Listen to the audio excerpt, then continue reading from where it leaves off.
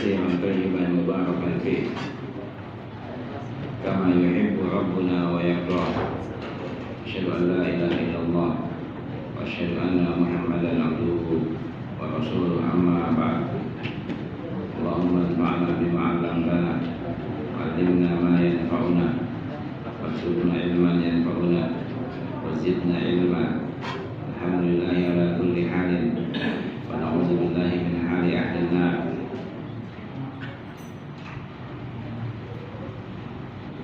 اللهم لا سهل إلا ما جعلته سهلا وأنت تجعل الحزن إذا شئت سهلا. Amin. Segala puji hanya milik Allah Subhanahu wa taala. Salawat dan salam selalu kita tujukan kepada qudwah hasanah kita Nabiullah Muhammad sallallahu alaihi wasallam. Kemudian jemaah sekalian yang dimuliakan oleh Allah Subhanahu wa taala, kita masih mengkaji kitab Mukhtasar At-Targhib wa Tarhib. Malam ini kita membahas tentang peringatan dari meminta karena Allah selain surga. Ada orang yang minta kemudian dia bersumpah dengan nama Allah tapi meminta selain surga.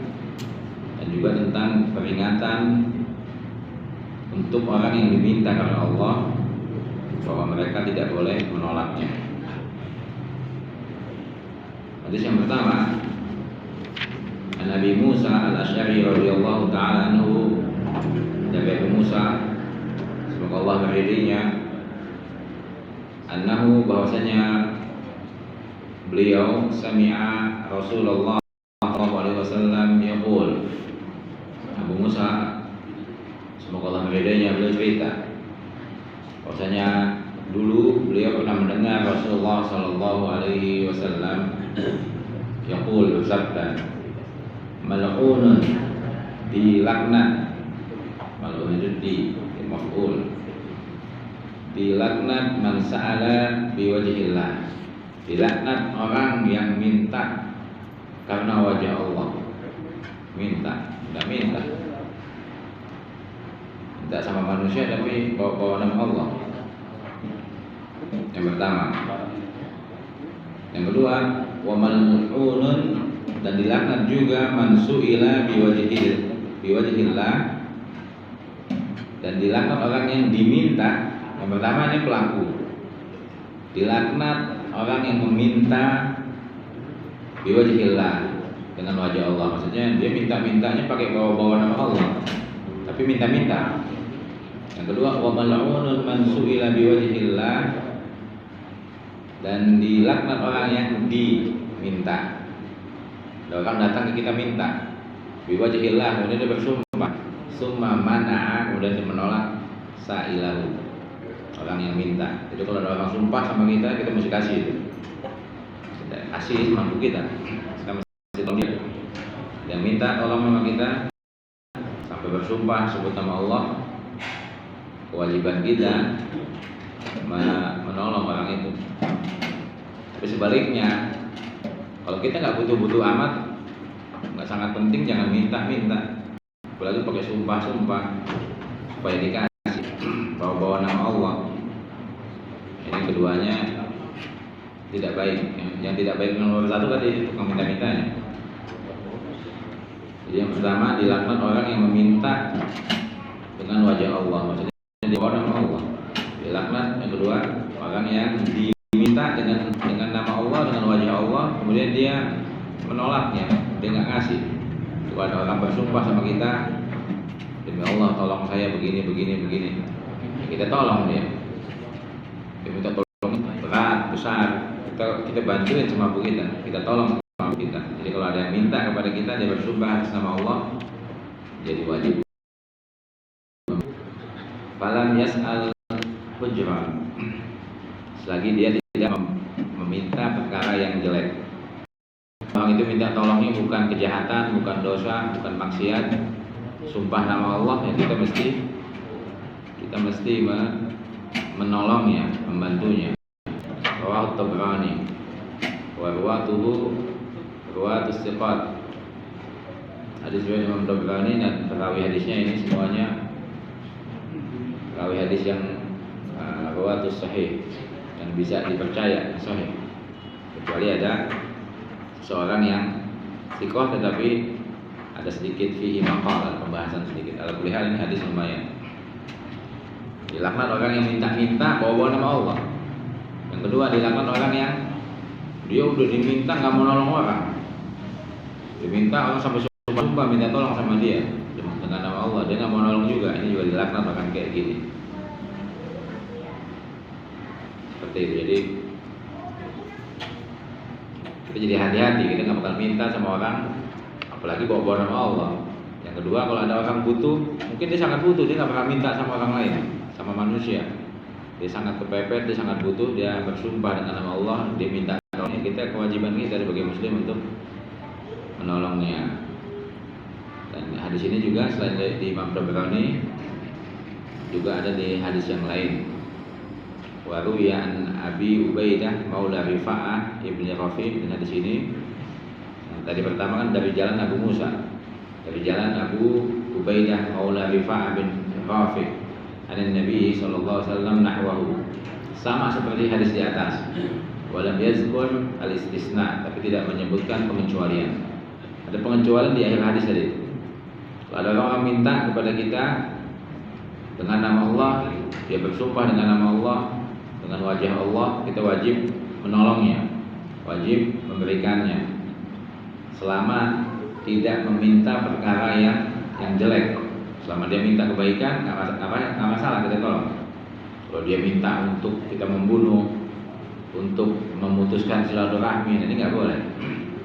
Tapi di hadis yang kedua ini tidak ada pengecualiannya. Cuman kalau diminta apapun dengan nama Allah, kita mesti menolong.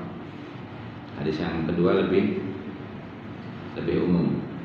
Dan hadis ketiga lebih menjelaskan lagi.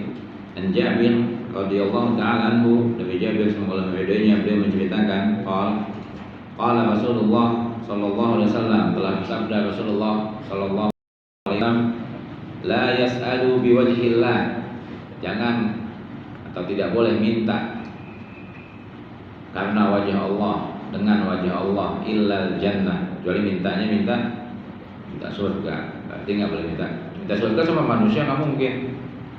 Ada kita minta surga sama kiai, sama syekh, sama malaikat, sama kuburan ini, kuburan nabi, kuburan ulama, kuburan habaib. Ini nggak boleh. Minta itu apalagi dengan nama Allah, minta mestinya cuma satu. Karena Nabi bilang la yus'al, tidak diminta biwajhillah, dengan nama Allah, illa al jannah, kecuali mintanya apa ini? Dari surga. Minta surga. Selain itu tidak dibenarkan. Makanya babnya tadi bab ada peringatan minta bawa nama Allah, tapi mintanya dunia. Kalau bawa nama Allah jangan bawa dunia, bawa kepentingan, bawa demi Allah saya mau ganti motor saya yang bagusan sedikit. Ini apa dunia ini? Gak usah minta-minta, sabar. Belum ada uangnya, sabar. Rawahu Abu Daud. Jadi Nabi bersabda nggak boleh diminta sesuatu dengan wajah Allah, bawa nama Allah, kecuali mintanya minta surga, illa al jannah. Wan hadis yang keempat, wa Ibnu Umar radhiyallahu taala anhu qala Rasulullah sallallahu alaihi wasallam, dari Ibnu Umar semoga Allah meridainya dan ayahnya, beliau menceritakan qala Rasulullah sallallahu alaihi wasallam, dulu Rasulullah SAW pernah sabda. Yang pertama kata Nabi, man ista'aza billah, man siapa saja yang ista'aza, yang meminta perlindungan billah, karena Allah. Ada orang yang minta pertolongan kita, minta isti'azah, perlindungan, dia bawa nama Allah. Fa'izu, ada perintah di sini kata Nabi SAW, lindungilah dia. Siapa yang meminta perlindungan karena Allah, maka berilah dia perlindungan, lindungilah dia. Yang kedua, salah billah, siapa yang minta billah itu dengan nama Allah, fa'atu, berikan dia.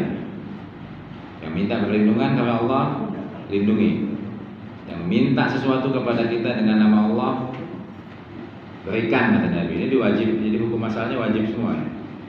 Tapi perintahkan. Yang ketiga, waman da'akum, siapa yang memanggil kalian, memanggil, fa'ajibuh, jawablah dia. Secara umum yang manggil. Kalau kita diajak ngomong, jawab, jangan diam aja, nggak benar. Waman da'akum, siapa yang memanggil kalian, fa'ajibuh, jawablah oleh kalian. Jawablah orang yang nanya itu, yang manggil. Secara khusus maknanya adalah dakwah itu undangan. Siapa yang ngundang, datangin. Ya mungkin kita ada uzur, minta maaf, masih ada permintaan. Salah satu hakul muslim adalah muslim sittun. Hak muslim terhadap muslim yang lain ada 6. Salah satunya idza da'aka, kalau dia mengundang, fa'ajibhu, maka wajib datang. Undangan-undangan yang dibolehkan syariat. Kalau undangan pernikahan, tapi undangan kemaksiatan nggak boleh datang. Diundang wajib datang, dipanggil wajib jawab. Ya, jangan diam aja. Kalau kita berhalangan, ada undangan, satu waktu ada 5 tempat, bingung milihnya. Kita akan pilih yang dekat, yang undang duluan, 2-3 tempat. Yang keduanya, yang terakhirnya nggak keburu. Kita izin, kita mohon maaf, saya nggak bisa datang.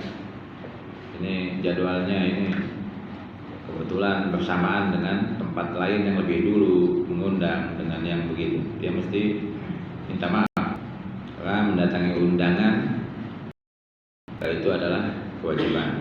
Walaupun nanti sebagian dijelaskan, ulama-ulama menjelaskan, kita mendatangi undangan, di tempat undangannya kita diundang menghadiri acara walimah.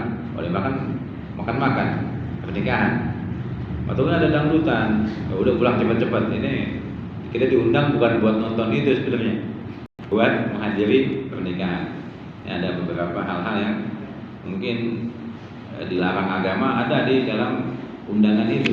Ini kita bukan kewajiban kita untuk mendatanginya. Atau kita datang, kita segera pulang kalau tidak sesuai dengan undangannya. Undangannya walimah, pernikahan, acaranya banyak yang merusak, kita pulang duluan. Itu yang ketiga. Jadi yang pertama, kalau ada orang minta tolong, minta perlindungan, dia sebut nama Allah, kita wajib melindungi.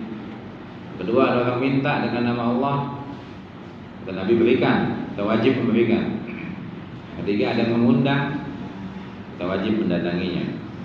Wa man shana'a ilaikum ma'rufan, siapa yang mendapatkan atau orang lain berbuat kepada kita kebaikan, fakafi'u, cukupilah dia, balaslah, dibalas. Ada perintah, ada orang baik sama kita, kita wajib membalasnya, membalas kebaikan yang setimpal. Dia rajin bawain makanan, bawain buah-buahan, macam-macam. Kata Nabi, fakafi'u, cukupkan dia, balas cukup. Maksudnya dibalas, balaslah dia, maksudnya balaslah kebaikannya. Tapi kata Nabi, fa illam tajidu, kalau kalian tidak mendapati, kita nggak punya. Ada orang-orang dia mapan, dia lebih kaya dari kita, mampu, sering ngasih. Kita mau balas susah, kita nggak mampu dari segi materi. Fa illam tajidu, kalau dia tidak mendapati, nggak punya apa-apa, ma tukafi'u, yang bisa membalas kebaikan orang lain tadi. Jadi fa illam tajidu ma tukafi'unahu fad'u lahu, maka doakan dia. Doakan. Maksud saya suka lupa ya. Kita ngadoain, kita belum balas, berarti kita dosa. Makanya yang paling cepat itu di hadis lain disebutkan, salah satu balasan yang baik, jika ada orang berbuat kebaikan kepada kita, ucapkan jazakallah khairan, maka itu sudah lebih dari cukup. Cukup gak? Cukup. Orang ngasih kita apa?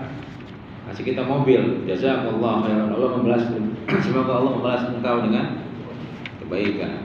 Lebih itu banyak. Kalau Allah yang balas bukan mobil lagi gitu. itu lebih dari cukup. Jazakallah itu juga termasuk hadis Nabi perintahkan kalau ada yang berbuat baik pada kita ucapkan jazakallah khairan. Itu salah satu doa yang ringan yang disebut tapi itu sudah mencukupi. Tabarakallah, semoga Allah memberkahi kamu. Atau macam-macam doa-doa yang penuh dengan kebaikan. Rawahu Abu Daud wan Nasa'i wa sahahahu Ibnu Hibban wal Hakim. Di sini diriwayatkan Imam Abu Daud, Imam Nasa'i dan disahihkan oleh Imam Ibnu Hibban dan Imam Al Hakim. Ada tempat di sini pada minta perlindungan kepada kita billah dengan nama Allah, kita wajib melindungi mereka. Siapa yang ada yang minta kepada kita dia bawa nama Allah.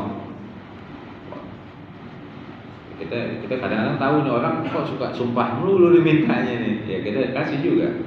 Karena dia bawa nama Allah. Bukan kita mau ngasih dia bawa nama Allah. Kalau dia bohong, dia sumpah-sumpah, minta tolong, minta, bawa nama Allah, dia mampu, berarti Allah yang akan menghukum dia. Kita sebagai seorang muslim hanya husnuzon saja, berikan dia. Kita wajib memberikan. Siapa yang diundang, dia wajib mendatanginya. Yang ketiga, yang keempat, ada orang berbuat baik kepada kita wajib membalasnya. Kata Nabi begitu, setimpal. Kalau kamu nggak mampu, doakan dia. Jadi diperintahkan mendoakan. Yang kelima, nggak mampu balas orang yang baik-baik itu, yang berbuat baik sama kita doakan namanya. Karena kita ada orang berbuat baik, tadi sebuah hadis disebutkan berbuat baik kepada kita, menolong kita, ada beberapa hal yang kebaikan dia lakukan, kita doakan. Tiba kita lagi ada masalah, ada teman kita kirim, kita lagi sakit, dikirim obat, dikirim makanan, doakan. Barakallahu fi ahlika wa malika. Semoga Allah memberkahi keluargamu dan hartamu. Orang-orang yang memberikan kita kebaikan, kita doakan seperti itu. Barakallahu fi ahlika wa malika. Semoga Allah memberkahi keluargamu, memberkahi kamu. Barakallahu, semoga Allah memberkahi kamu. Fi ahlika, juga di dalam keluarga kamu. Wa malika, dan harta kamu. Kita doain semuanya, kita doain dianya, keluarganya, hartanya. Doakan apa? Berkah. Cukup apa enggak? Cukup. Itu kalau Allah berkahin banyak itu. Doa itu salah satu hal yang paling mahal yang bisa diberikan. Seperti itu. Jadi ada banyak doa-doa yang ketika orang berbuat baik kepada kita, Nabi ajarkan beberapa doa. Kemudian anjuran untuk bersedekah. Sedekah. Penjelasan tentang jerih payahnya orang-orang yang miskin. Nabi Hurairah radhiyallahu taala anhu qala Rasulullah sallallahu alaihi wasallam, man tasaddaqa, siapa saja yang bersedekah bi adli tamratin, dengan satu kurma, min kasbin thayyibin, bi adli setimpal sejajar dengan, atau di sini diartikan sekantung kurma, min kasbin thayyib, dari usaha yang bagus, yang baik, yang halal. Wala yaqbal, dan Allah tidak akan menerima illa thayyib, kecuali yang baik-baik. Kita sedekah dari yang haram, Allah nggak bakal terima. Dia banyak pun sekalipun dia nggak diterima. Tapi harta yang haram, sedekah tidak diterima. Kata Nabi begitu. Yang ketiga, wa innallaha yataqabbaluha biyaminih. Wa innallaha, dan sesungguhnya Allah, yang pertama dia sedekah dengan sekantung kurma. Kata Nabi yang kedua, Allah nggak bakal terima kecuali kebaikan. Ini mesti yang disedekahin mesti kebaikan. Dan yang kedua, Allah nggak bakal terima kalau itu harta haram. Yang ketiga, wa innallaha, sesungguhnya Allah yataqabbaluha biyaminih. Sedekah yang baik ini Allah terima dengan tangan kanannya Allah. Itu nggak usah bayangin, jangan lihat tangan kita, beda. Tangan kita ya begini-begini aja. Laisa kamitslihi syai'. Allah itu sifatnya, sifat tangannya, sifat semuanya itu tidak ada yang menyerupai makhluknya. Beliau dan Allah ini zat yang bahwa Sami'ul Alim, Allah Maha mendengar, Maha mendengar. Kita ngomongin tentang Allah, tangan Allah, salah ngomong bahaya, mendingan diam kalau nggak tahu. Di dalam hadis ada Allah, tangan Allah, kemudian kekuasaan Allah, macam-macam. Allah beristiwa di atas arsy, macam-macam. Kita hanya imani saja berita-berita tentang Allah, tentang yang gaib-gaib. Rukun iman semua gaib. Saya sering jelaskan itu.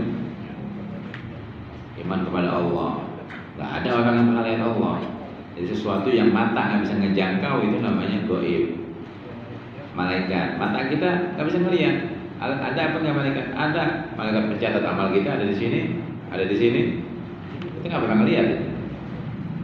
Iman kepada kitab suci yang Allah turunkan, Al-Quran di Lauh Mahfuz, gaib juga. Nggak ada orang yang pernah datang ke Mahfuz melihat buku-buku di langit, nggak ada. Rasul, bukannya nggak ada. Rasulullah SAW, Nabi Muhammad SAW ada. Nabi-nabi sebelum beliau ada. Tapi satu pun nggak ada. Nabi siapa yang kita lihat? Nggak ada. Itu namanya gaib. Yang kelima, hari kiamat. Gaib belum terjadi. Takdir nggak kelihatan. Yang keenam, angin aja kita nggak bisa ngelihat. Listrik kita nggak bisa ngelihat. Jadi manusia itu lemah banget. Manusia lemah. Banyak hal yang manusia nggak bisa lihat. Angin itu gaib. Dia ada tapi nggak kelihatan. Ada. Tapi mana? Ada yang bisa lihat gitu. Itu namanya gaib. Gaib pun tidak ada. Dia tidak, mata kita nggak mampu melihatnya. Ya, angin gede, angin kecil nggak ada yang kelihatan tuh. Yang kelihatan debunya doang. Debu ketiup angin. Angin nggak kelihatan. Yang kelihatan debu yang ketiup angin. Seperti itu. Itu namanya makhluk-makhluk yang gaib. Memang ya listrik kalau kita kesetrum berasa, tapi nggak kelihatan. Mana listriknya nggak kelihatan. Kalau dipegang sakit. Seperti itu namanya gaib. Jin ada bangsa jin. Allah ciptakan, tapi kita nggak bisa lihat. Kalau yang bisa lihat biasanya bohong. Biasa bohong. Atau itu halusinasi. Misal Nabi bisa lihat jin, Nabi Sulaiman Nabi mukjizat. Nabi Sulaiman bisa ngomong sama semut, kita nggak bisa. Coba ngomong sama semut, nggak bisa gitu kan? Itu mukjizat yang makan. Nabi Ibrahim dibakar, nggak mempan, apinya adem, apinya dingin. Kalau kita dibakar, apinya tambah panas. Ini kalau mukjizat Nabi itu nggak bisa dibandingkan, sama manusia biasa.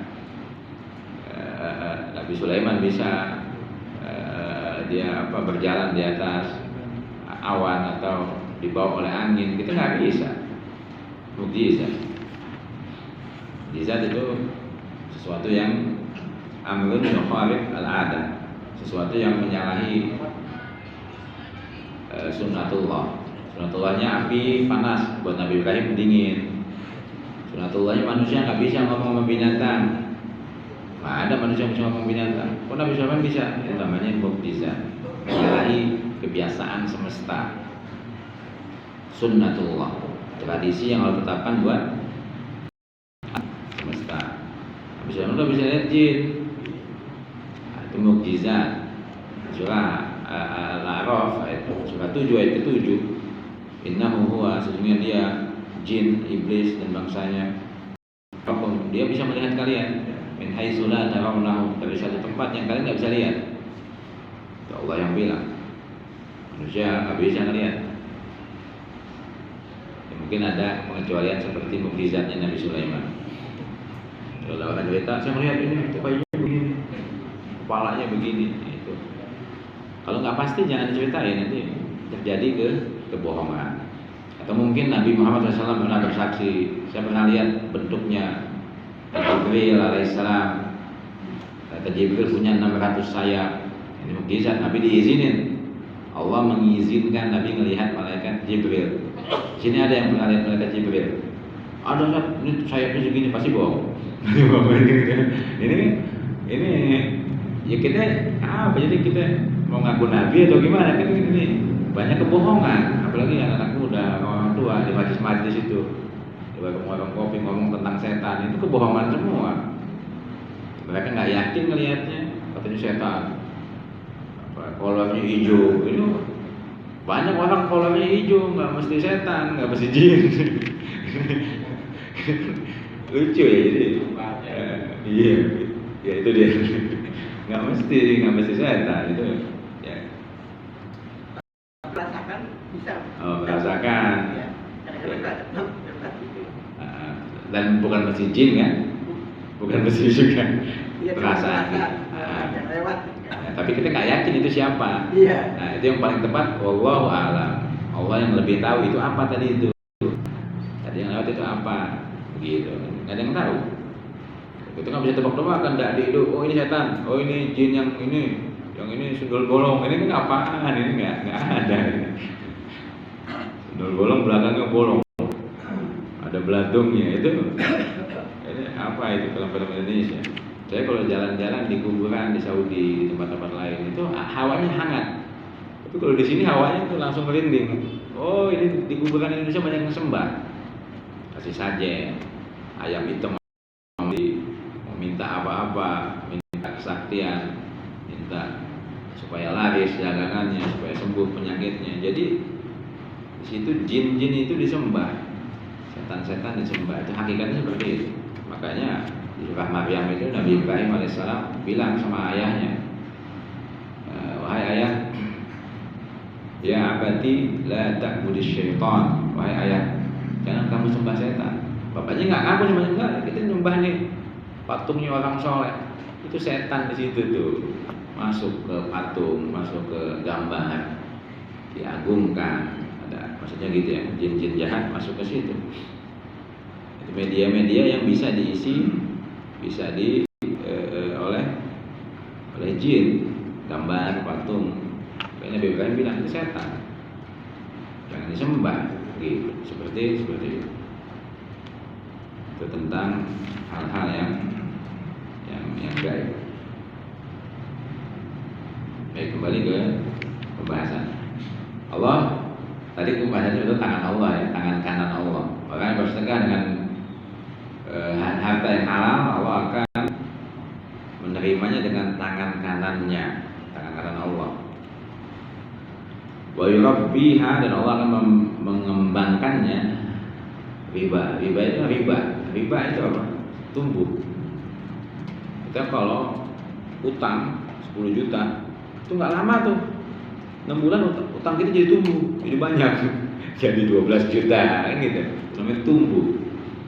Tapi di sini siapa yang bersedekah dengan harta yang halal dan Allah tidak menerima kecuali yang halal yang baik, pasti Allah akan menerimanya dengan tangan kanannya. Kemudian Allah akan mengembangkan li sahibihi, akan mengembangkan sedekah tadi itu. Kama yurabbi ahadukum, sebagaimana ahadukum salah seorang di antara kalian yurabbi mengembangkan faluwah, anak kuda atau ya,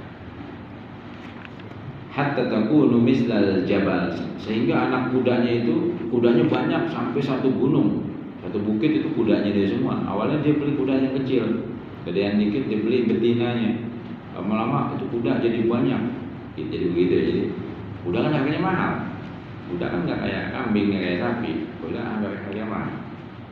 Muttafaqun alaih. Maksud Nabi SAW, orang sedekah itu dia akan tambah banyak, tambah bagus, tambah berkah, seperti itu. Kemudian hadis yang selanjutnya, yang tadi hadis yang di atas tadi muttafaqun alaih. Wa Aisyah radhiyallahu taala anha, dari Ummul Mukminin Aisyah semoga Allah meridhoinya, annahum zabahu syatan, bahwasanya mereka menyembelih syah itu kambing, seekor kambing. Faqala Nabi sallallahu alaihi wasallam, kemudian Nabi nanya, jadi sahabat-sahabat menyembelih seekor kambing. Nabi tanya, ma baqiya minha, apa yang sisa dari kambing itu? Qalat ma baqiya minha illa katifuha.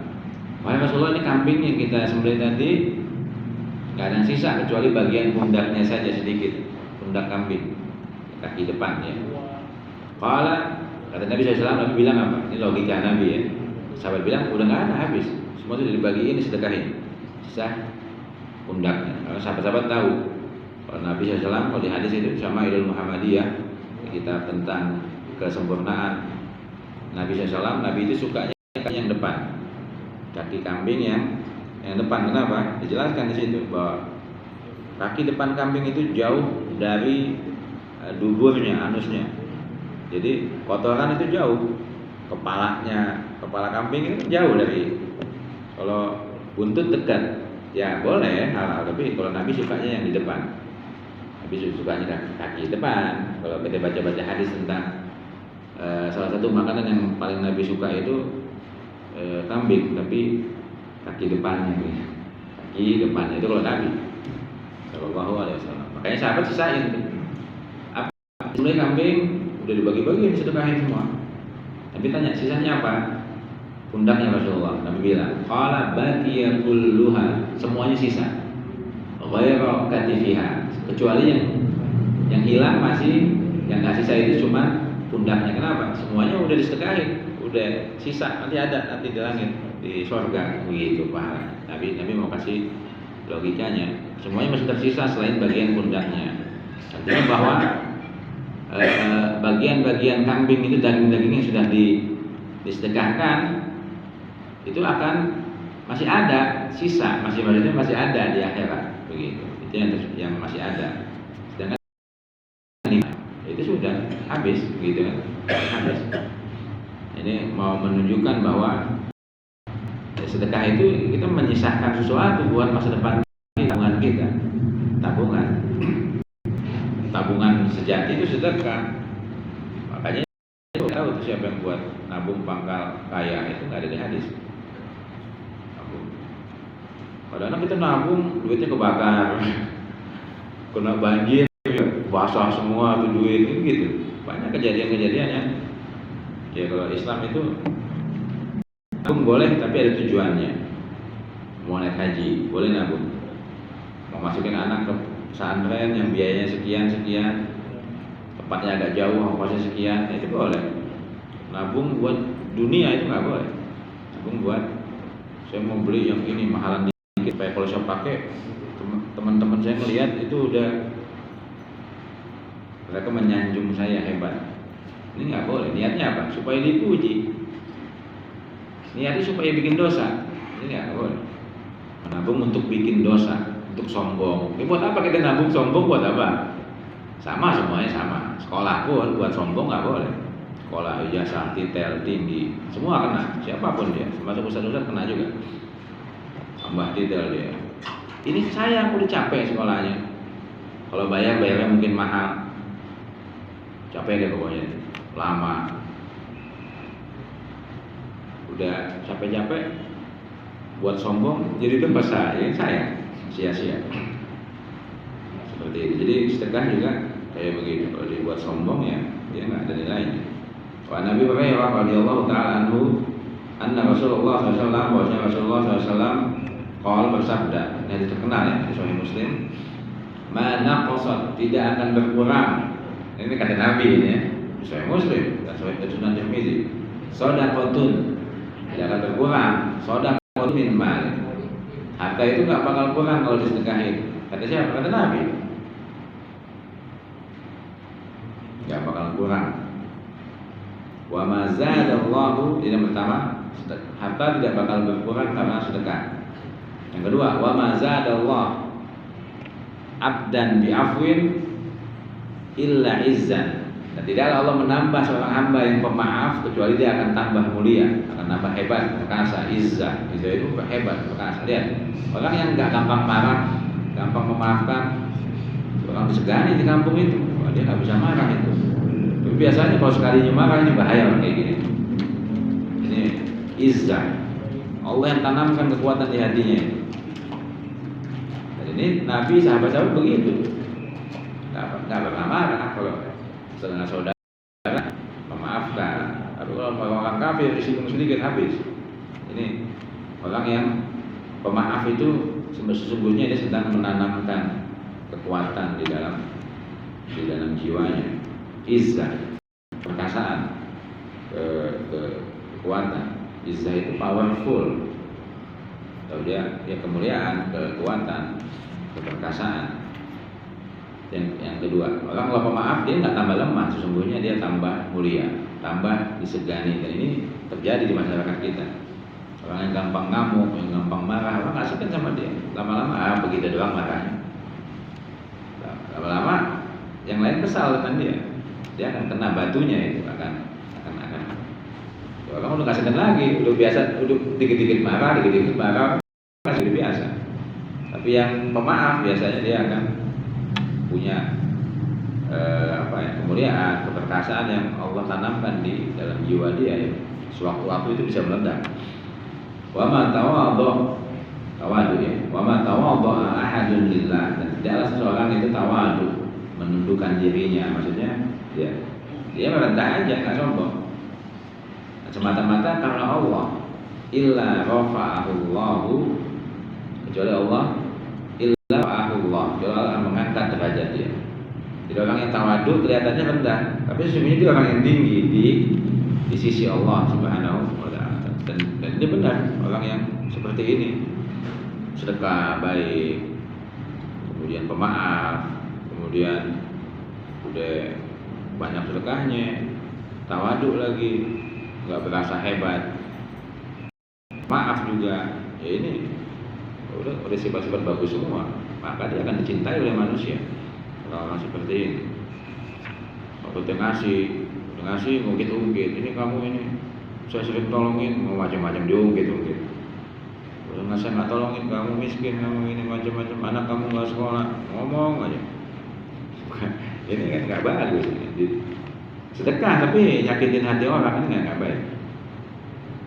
Makanya sedekah, maaf juga, tawadu, ya ini kan bagus. Ini sifat-sifat yang beriringan. Jadi Nabi kalau sebut sesuatu itu ada hubungannya antara pembahasan sesudahnya. Antara satu kalimat pertama, kalimat kedua, kalimat ketiga itu selalu ada hubungannya. Ada hubungannya tentang sedekah. Nah, kalau sedekah kan biasanya sok tahu, nggak mau maafin orang. Kamu sedekahin dulu, masih bikin salah aja itu, ngomel-ngomel, nggak mau maafin orang dia. Ya ini kan, itu orang kalau sedekah biasanya jadi bos, atasan, nggak laku bukan main. Dan dia nggak tawadu. Makanya Nabi bilang, sedekah nggak mengurangi harta. Orang yang sedekah pemaaf dong, jangan galak-galak. Gitu maksudnya. Mudah-mudahan ini sedekah ini karena Allah, supaya jadi bos, supaya disegani, supaya diperintah orang, enggak begitu. Jadi pemaaf yang banyak sedekah supaya tambah ikhlas itu sedekah kita. Tawadu itu kan punya Allah semua, Allah titipkan. Kemudian Nabi Mas'ud radhiyallahu taala anhu qala Rasulullah sallallahu alaihi wasallam, ayyukum malu warisihi ahabbu ilaihi min malihi. Siapa di antara kalian yang harta ahli warisnya lebih dia cintai daripada hartanya? Qalu, sahabat. Jadi Nabi tanya, siapa yang orang yang hartanya sama harta ahli warisnya? Jadi kalau harta kita dengan harta ahli waris kita, berarti kitanya meninggal dulu. Begitu ya. Saya dengan ahli waris saya meninggal dulu, nanti harta saya diwariskan dengan anak-anak saya atau istri saya atau orang tua saya. Kata sahabat menjawab, qalu ya Rasulullah, wahai Rasulullah, minna ahadun, tidak ada di antara kami seorang pun, enggak ada, illa maluhu, kecuali harta dia ahabbu ilaihi. Dia lebih cinta hartanya daripada, dia mendingan pakai hartanya daripada hartanya nanti diwariskan. Ini orang kebanyakan sayang hartanya, tahu-tahu sayang sampai dia nggak bisa haji, sampai dia nggak bisa zakat disayang-sayang, sampai nggak sedekah. Tahu-tahu pas udah banyak dia mati. Anaknya alhamdulillah bagus, anaknya sedekahin. Ini sama maksudnya. Ya, dia amal sayang, hartanya sayang, masih hidup, dia bisa haji, dia bisa. Itu kewajiban rukun Islam yang 5. Nah, makanya ulama sebagian ditanya, mana yang saya punya uang, saya haji apa beli rumah? Haji Allah suruh. Allah nggak suruh beli rumah. Cari di ayat, di hadis nggak ada dalil wahai anak Adam belilah rumah kan gitu. Haji disuruh sama Allah. Kita yang hidup nanti kalau mati yang ngontrak nggak bawa rumahnya, yang kaya nggak bawa rumahnya juga. Ya maksudnya boleh menikmati dunia tapi jangan dikuasai, maksudnya itu hakikatnya punya Allah. Baik. Makanya Nabi tanya siapa yang harta dia, harta ahli warisnya lebih dicintai daripada hartanya. Nggak ada, Rasulullah, kita lebih cinta harta kita daripada harta, mendingan kita pakai daripada nanti. Ya kalau mau sisakan boleh buat ahli waris, tapi sebagian digunakan buat kebaikan. Kata Nabi SAW, fa inna ma lahu, sesungguhnya harta dia yang hakiki adalah ma qaddama, yang sudah nggak ada, yang sudah dia infakkan. Jadi Nabi, harta dia adalah yang telah dia infakkan. Wa malu warisihi, dan harta yang dia sisahkan itu adalah ma akhwara. Wa malu warisihi ma akhwara, dan harta ahli warisnya adalah harta yang dia tinggalkan. Harta kita yang sisa itu, rumah kita yang ada 15, itu jangan-jangan yang 13-nya punya anak kita semua, itu bukan punya kita. Jangan-jangan. Ya, tapi saya nggak punya rumah, ya alhamdulillah nggak apa-apa. Punya nggak apa-apa, nggak punya nggak apa-apa gitu ya. Nggak masalah. Tapi intinya Nabi mau kasih tahu, harta kita itu yang maqaddam, yang kita sudah habiskan buat masjid, pembangunan masjid, buat anak yatim, buat begitu. Itu ada kebaikannya. Di masjid, karpet masjid, setiap orang sholat di karpet itu dia dapat pahala. Tuh karpet dipakai 3 tahun, 3 tahun panen aja dia kipas-kipas itu. Ada kening surganya penuh.